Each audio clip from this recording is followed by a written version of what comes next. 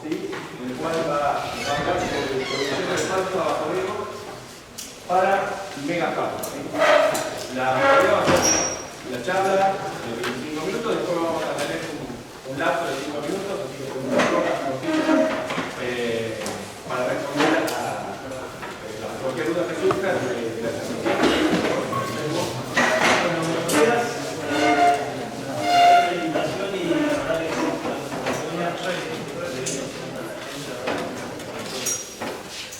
Yo me tomé el atrevimiento de hablar un poco de desarrollo de tierra bajo río, además de la producción de alfalfa. Me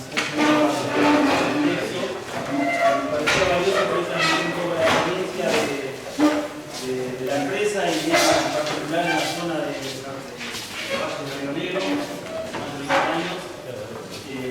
Nada, una zona de mucho potencial para el desarrollo de tierra bajo río. Y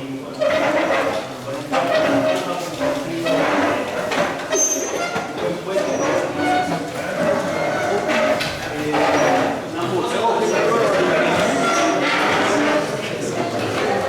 no se escucha nada. Hola.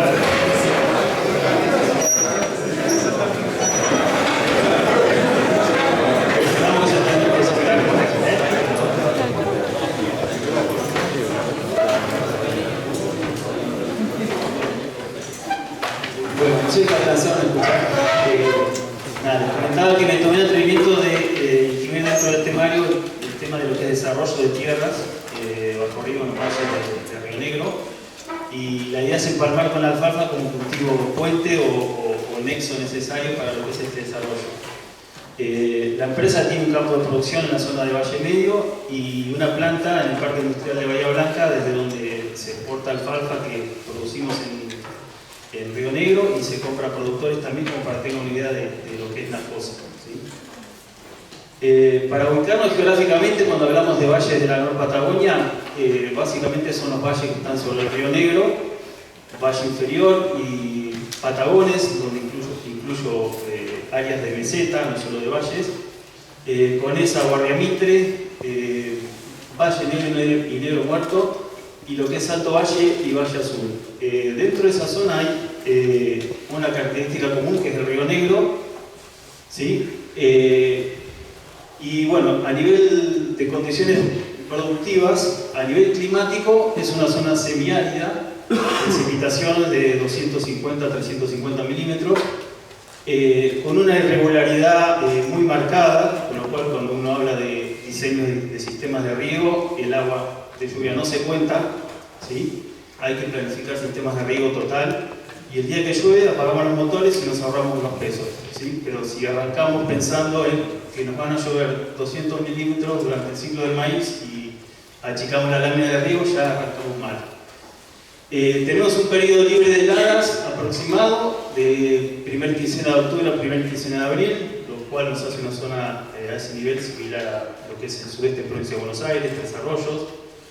Tenemos alta erofanía, mucha amplitud térmica, hay cultivos que les gusta mucho la amplitud térmica como el maíz, y durante el periodo crítico tenemos evapotranspiraciones de 10 a 13 milímetros por día, ¿sí? Hacia la costa, hacia el Atlántico es un poco inferior, y hacia el Alto Valle es los niveles más altos. Por suerte disponemos del Río Negro, ¿sí? Que es un río que tiene mucha disponibilidad hídrica, es un río que se está aprovechando en menos de un 20%, o sea que hay aún disponibilidad de agua para proyectos de riego, y tanto la provincia de Buenos Aires, de Zupata en Patagones, como Río Negro son provincias que apoyan los proyectos de riego con sus correspondientes estudios de impacto ambiental y demás, pero digamos son proyectos que salen para adelante, ¿sí? La calidad del agua es excelente para riego, y bueno, lo que comenté en un principio, hay gran disponibilidad de tierras para producir, ¿sí? Hoy son tierras que en su mayoría están con monte nativo, con cría vacuna muy extensiva. Imagínense que con 250 milímetros de agua, de lluvias y mucha erraticidad, es muy difícil hacer sistemas de alta productividad en ganadería. Profundidad de suelo, ahora voy a hablar un poco de suelo. En general en los valles no hay limitación de profundidad, sí en las mesetas, pero tenemos otro problema en los valles. Entonces parece un combo perfecto, con $8.000 aproximadamente, puede variar, que es lo que cuesta hacer un sistema de riego desde el desmonte, la nivelación, instalación de bombas, tendidos eléctricos, tuberías, transmisión de electricidad, el equipo de riego, que no cree que es solo el pivot, pero es solo una parte, muchas veces más del 25% del costo, ¿sí? Parece un combo perfecto y transformamos una producción actual de una carga de una vaca de cría cada 10 a 20 hectáreas, con suerte, con un 65% de tete, o sea, estamos produciendo de 6 a 10 kilos de ternero por año. Con esa inversión y mucha gestión, que es importante, no es una sumatoria lineal, podemos producir sistemas bajo riego con pivot central, en este caso vamos a hablar de pivot, pero hay sistemas gravitacionales también, con rendimientos logrados a campo, o sea, no es cuento ni proyecto de parcelas, de microparcelas. Se están logrando rendimientos de trigo de 6 a 8 toneladas, con rendimientos comprobables de 10 toneladas en lotes, a nivel de lote. Lo que pongo entre paréntesis son rendimientos a nivel de lotes que ya se han logrado. En el caso de maíz, 12 a 14 toneladas, con rendimientos de 18 en algunos casos. Soja de 4 a 4,5, alfalfa de 12 a 15, con picos de 22. Carne de 800 a 1200, después de mí va a hablar Nico, va a contar experiencias que me parecen fantásticas con la carne. Y en el caso de horticultura, bueno, papa, cebolla, de vuelta, rinde de 40 a 60 toneladas con picos de más de 80. ¿Sí? Entonces lo que parece un combo perfecto de agua, clima, productividad, nos encontramos con condicionantes. ¿Sí? A nivel agronómico, los suelos, tanto los valles como la meseta en menor medida, es un mosaico de suelos, ¿sí? Y esos suelos también requieren un proceso evolutivo. Son suelos frágiles, con baja materia orgánica, baja estructura, problemas de infiltración, ¿sí? Necesitamos desarrollar un mejoramiento de las propiedades físicas y químicas de esos suelos para llevarlos a las productividades que mencioné anteriormente. Eso es lo que respecta al tema agronómico. Y después lo que respecta al tema infraestructura, falta energía eléctrica, a comentarlo, pero la energía eléctrica es un pilar fundamental del desarrollo de estos proyectos. Accesibilidad al agua, en la medida que nos alejamos del agua, el costo de llevarla hasta donde queremos regar se incrementa exponencialmente. Entonces, cuando digo accesibilidad al agua, son canales o sistemas que nos acerquen el agua hacia todos esos valles que están disponibles. Y caminos, que quizá parece algo no tan importante, pero cuando empezamos a mover 60 toneladas por hectárea de cebolla en un camino de tierra y pasan 3, 4, 5 meses sin llover, los camioneros no quieren entrar más. O sea que realmente también eso es un punto importante. Para el que no conoce los valles y hablamos de heterogeneidad, es lo que vemos ahí. A la izquierda es el Valle de Colonia Josefa, muestro ese como puedo mostrar cualquier otro. Ustedes fíjense, sin ser conocedores de la zona, que eso hace ruido, ¿no? Hay meandros del río con deposiciones de distintos tipos de granulometría, desde ripios hasta limos, arcillas, sales en superficie en algunos sectores, ¿sí? Es un mosaico de suelo. En el caso de la derecha es algo similar. Si ven en la franja intermedia con un color más claro, son suelos con alto contenido de sodio, ¿sí? Entonces es muy importante saber a dónde nos estamos metiendo para no errarle. Es importante hacer un relevamiento de suelo, ver en qué proporción tenemos todas esas fracciones, como para no entrar con el pie izquierdo. El proceso evolutivo de los suelos es posible. Yo ahí muestro fotos del campo donde estoy trabajando, no sé si se alcanza a ver perfectamente, pero la primera foto de arriba es el año 2010, donde está el monte nativo. Si ven ese círculo, esas manchas blancas, son sales, suelos descubiertos, suelos desnudos, limos, suelos con bajísima infiltración.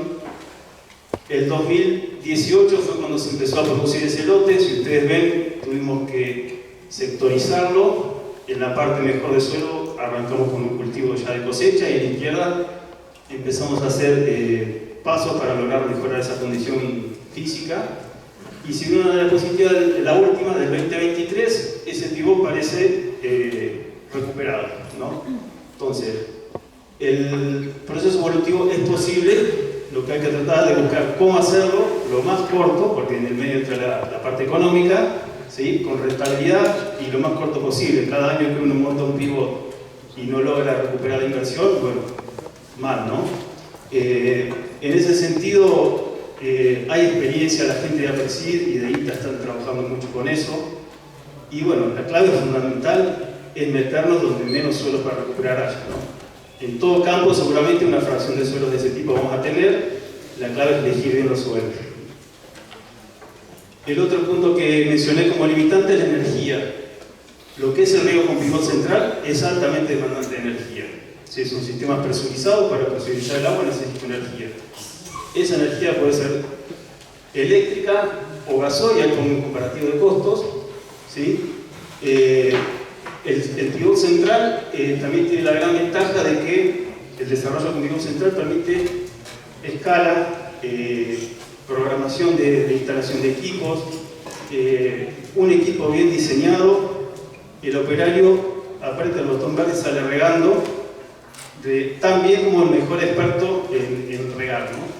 Sí, tiene muchas ventajas, genera una menor disturbación del suelo. Ustedes imagínense en esos valles con tanta complejidad de suelos, un sistema de nivelación muchas veces genera que suelos salinos que estaban enterrados queden en superficie, mezclemos la poca materia orgánica que hay, o sea, como que retrocedemos a nivel de calidad de suelo. Y a nivel comparativo, el costo de regar con electricidad es aproximadamente la mitad de regar con gasoil. Dependerá del diseño del campo, ¿no? Un campo que tenga que remontar la meseta tendrá más costos, pero como para tener una orientación, esos son más o menos los números. 800 a $1.000 por hectárea realmente para algunos cultivos nos deja fuera. Y el caso de renovables, sin duda es un tema para tenerlo presente.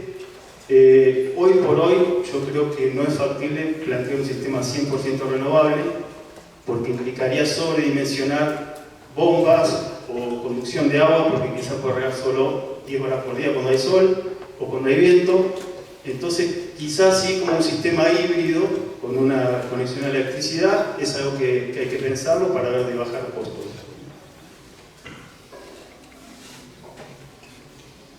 Un poco hablando de energía eléctrica y por qué es una condicionante, el impacto del costo de riego depende de qué vamos a hacer, ¿sí? Si hacemos commodities, maíz, alfalfa, trigo, regando con electricidad, un 25 o un 30% del costo del cultivo es el riego, ¿sí?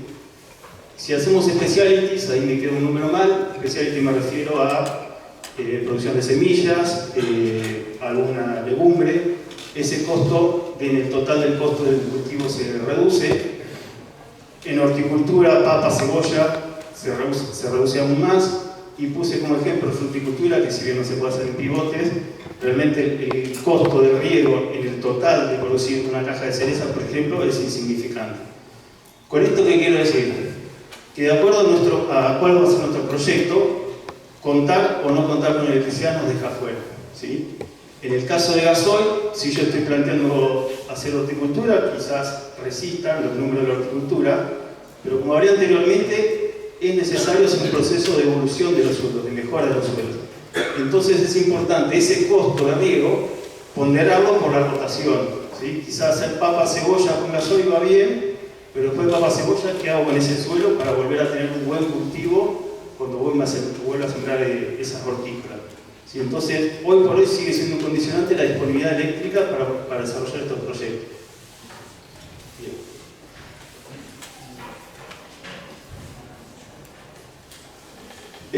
Otro punto que mencioné como condicionante es a qué distancia estamos del agua. Acá pongo un ejemplo de un proyecto que estamos ejecutando, que es el rediseño de unos sistemas de riego. Simplemente a modo de ejemplo, el pivot que está pegado al río, el costo de conducción de tuberías es de $400 por hectárea, y en el último pivot, si yo mido solo eso, estoy en $1.500 por hectárea, prácticamente lo que cuesta el pivot, ¿sí? Entonces, también es importante planificar cómo voy a llevar agua al sitio que quiero regar. Y ni hablar cuando pensamos en proyectos grandes, ¿sí? Donde seguramente trazar un canal sea la mejor opción, si el suelo no lo permite y el relieve no lo permite, para acercar el agua a los puntos de riego, de interés. Esto me pareció interesante, mencionar errores frecuentes en los diseños de proyectos de riego, parte de la experiencia vivida, errores cometidos y aciertos. La primera tentación es la de abaratar el costo del pivot haciendo un pivot excesivamente grande, ¿sí? Por cada tramo que le agrego al pivot, proporcionalmente aumenta mucho la superficie, bajan los costos por hectárea, ¿sí? La tentación de hacer equipos móviles, riego el trigo, después riego el maíz, como se suele hacer en sistemas de riego complementario en zona de provincia de Buenos Aires. Todo esto genera una baja rotación de agua por debajo de las necesidades de los cultivos, ¿sí? Y esto genera limitantes estructurales permanentes. Si yo diseño un equipo de riego para 8 milímetros por día, estoy sonado. No puedo aprovechar, hacer un año que vale el maíz, hacer todo el pivot con maíz, hacer horticultura. Entonces empiezo a ver cómo recaseo o cómo corrijo ese error, haciendo mitad de pivot con cultivo, mitad con otro. Son planteos de empresa que en ese momento está bueno pensarlo, decir, bueno, yo quiero un sistema que funcione a pleno, que aproveche al máximo condiciones económicas para desarrollar algún cultivo, o ese año que el maíz vale $240, voy a tener que hacer medio lote porque no me da para hacerlo. O viene un papero a querer alquilar el lote y termina no sirviéndole porque el agua no le alcanza para hacer una horticultura, ¿sí? Mencionamos lo del suelo, muy importante. Entrar, conocer el suelo, conocer dónde estamos, no meternos en suelos complejos. La fuente de energía ya lo hablamos, ¿sí? La necesidad de energía eléctrica. Y esto que no es menor, si el proyecto es un proyecto que se piensa como algo grande, bueno, tener un plan maestro para no hacer malas inversiones o reinversiones. O sea, poner un pivot donde después tengo que ir para atrás con agua y no tengo cómo pasar, o tengo que volver a tirar una tubería. Bueno, plantear un plan maestro desde el principio. Y ahora sí hablamos un poco de la alfalfa y por qué. Creo que la alfalfa es un cultivo, un complemento muy bueno para todo lo que es desarrollo de suelos de áreas bajo riego, ¿sí? Es un cultivo perenne, eso genera mayor tiempo y menor remoción para generar porosidad en el suelo, aporte de materia orgánica. Es un cultivo que no requiere gran cantidad de insumos. Ahí menciona el tema rastrojos y quizá quien no ha estado en la zona dirá cuál es el problema de los rastrojos, ¿no? Bueno, el que haya sembrado maíz alguna vez allá, verá que con clima tan seco, bajo humedad relativa, la acumulación de rastrojos de cultivos de cereales y demás empieza a ser un tema complejo que hay que resolver. La alfalfa es un cultivo escalable, puede hacer 1000, 800, 200 hectáreas, o sea, es un cultivo que se puede escalar, ¿sí? Y yo creo que es un pilar fundamental para el desarrollo de grandes superficies o grandes proyectos. Las condiciones ambientales de la región son muy buenas para producir alfalfa, ¿sí? Lo que es alfalfa secado natural. Escasas precipitaciones y baja humedad relativa. Es un cultivo altamente demandante de agua la alfalfa y con el pivot vamos a hacer un manejo fino de esa humedad. En ciertos momentos del año necesitamos tener el suelo húmedo en superficie para hacer para enfarrar bien, y en ciertos momentos necesitamos que esté completamente seco, ¿sí? Con el pivot podemos hacer ese manejo más fino de la condición de humedad. La producción de alfalfa, en un sistema con poca lluvia donde yo aporto el agua, es predecible. O sea, al igual que el cultivo, yo puedo más o menos saber que los rindes van a andar en un rango bastante estable, y todo lo que está vinculado con exportaciones, es muy importante saber cuánto voy a producir, porque los convenios de exportación se hacen 12 meses antes, 15 meses antes, y no es posible decir, bueno, este año no llovió, no te mando la mercadería, ¿no? A ver, acá me preguntan cuántos milímetros aplican en alfalfa, entre 900 a 1100 milímetros de agua, ¿sí? Riego total, si en el camino llueve algo, se descuenta. Bueno, es un cultivo mecanizable que se puede hacer a escala. A nivel mundial, Argentina está muy bien posicionado con condiciones de disponibilidad de tierra y de agua. Y lo último que pongo de alfalfa secada al sol, hay cierto mercado en contraposición a lo que es secada en forma artificial, donde la alfalfa secada al sol también tiene prioridades. ¿Qué podemos esperar de la alfalfa? Rendimientos promedio de 15 toneladas por hectárea en los ciclos de 4 años, con lotes buenos con más de 18 toneladas. Acá mencioné requerimientos hídricos de 900 a 1100 milímetros.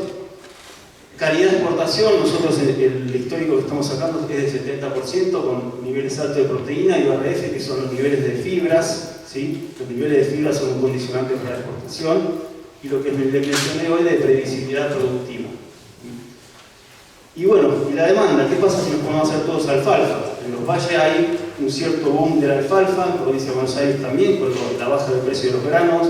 mucha gente se está volcando a sembrar alfalfa. Y bueno, acá en este cuadro intenté hacer un diagnóstico no es estadístico, sino de la experiencia de venta de quiénes pueden absorber esa producción de alfalfa. Armé por tipo de consumidor, presentación de la alfalfa, la calidad que demanda y si esa demanda es estable o elástica, ¿sí? Lo que son fardos chicos de 20 kilos requieren mucha calidad visual, que esté verdecita, que se vean las hojas, cabañas, pero tiene una demanda estable, o sea, yo creo que para lo que es fardo chico hay pocas posibilidades de crecimiento. Lo que es lots demandan rollos o megafardos, lo que buscan es fibra, o sea que realmente calidad son poco exigentes, pero en la medida que la ganadería esté sin crecer, digamos, es una demanda también relativamente estable. Lo que es suplementación para vacunos y ovinos, también lo mismo, rollos y megafaros. Hay gente que ya en forma programada dice, bueno, compro tantos rollos, tantos megafaros. Esa gente quizá busca un poco más de calidad, pero el que lo hace en forma programada también es algo estable, ¿sí? No es una demanda que pueda crecer. Lo que yo llamo consumidor de contingencia climática, no llovió, arrasar a comprar lo que sea, ¿sí? Barato, porque se están muriendo las vacas y tampoco disponen mucho dinero.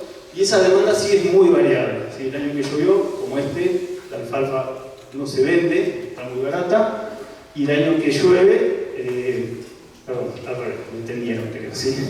Bien. Lo que es lechería en el norte de la Patagonia, no hay una gran demanda, eso sí, demanda alta calidad, pero puse demanda abajo porque en lo que es el norte de la Patagonia no hay una gran cantidad de tampos. Y sí, sale la exportación demandante de alta calidad con una demanda insatisfecha. ¿Sí? Yo creo que si de repente... Sí. ¿Hacer pellet lo probaron? Pellet no hacemos nosotros. Es otro nicho de menor volumen, pero que se puede hacer también. Entonces, en este sentido surge la exportación como quien podría llegar a absorber esa cantidad de hectáreas o ese verano que hay de implantación de alfalfa. ¿Sí? Bien. Acá yo puse el ejemplo de lo que son las calidades que exportamos nosotros. Por ahí el término BRF, que son las barras más largas, les resulta extraña, pero para que entiendan que el BRF cuanto más alto es mayor calidad, proteínas que los de abajo normalmente no tenemos ningún problema en llegar a los estándares, pero sí estamos excedidos en fibra. ¿Con esto qué quiero decir? La exportación demanda calidad, que es algo que no es un término que tenemos habituado en lo que es la producción, o sea, no es un término que se haya impuesto. Esto también como ejemplo de que es posible lograr alfalfa para exportación son los porcentajes que salieron del campo para exportación, y si quieren miren solo la columna al final, el promedio, el 70% de la alfalfa que hemos producido sale con destino a exportación. Así que quiero decir que es posible lograr en alto porcentaje las calidades que nos están exigiendo. Y bueno, sin duda esto que parece un combo interesante tiene sus desafíos, ¿no?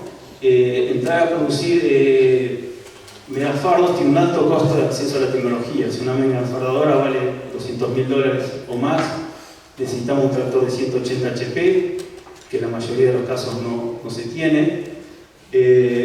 Hay muchas instalaciones con poca escala. Para pensar en una megafardadora tenemos que hablar de arriba de 200 hectáreas, 300 hectáreas para que se pueda pagar.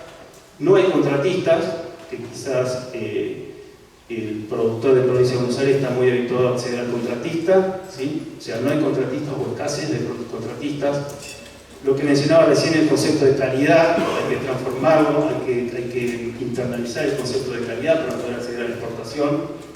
Es maquinaria con un poco más de complejidad, que más de una vez los servicios están a muchos kilómetros y bueno, terminamos siendo autodidactas de la maquinaria. En comparación con los granos no hay un mercado de futuros de referencia, ¿sí? Uno puede sembrar hoy trigo o antes de sembrarlo ya venderlo y saber a cuánto va a valer. En lo que es la alfalfa, al no tener un componente importante de la exportación, esos mercados de referencia no existen. Y bueno, lo que es logística, para llevar el producto a destino, que es Medio Oriente y China, tenemos Argentina como país costos muy altos de logística que hacen que el precio que pueda llegar al productor está acotado por ese precio en destino, menos costos logísticos, menos proceso industrial. Entonces hay años que realmente el mercado interno puja con buenos precios por encima de lo que es la exportación. Bueno, comentarios finales, como resumen de lo que puede ser la inserción de la alfalfa en los valles de la Patagonia. La North Patagonia tiene alto potencial para producir henos secados al sol de calidad exportable, con una alta proporción de exportable y de estabilidad en las producciones, ¿sí? Tenemos los desafíos como exportadores de obtener grandes volúmenes de alfalfa seca, de buena calidad. El tema de la humedad es un punto importante. Tiene un gran potencial de desarrollo exportador, y lo que mencionaba recién del tema logística, que sin duda hay que trabajar mucho desde la empresa y desde los gobiernos para intentar reducir esos costos. Eso es todo, gracias.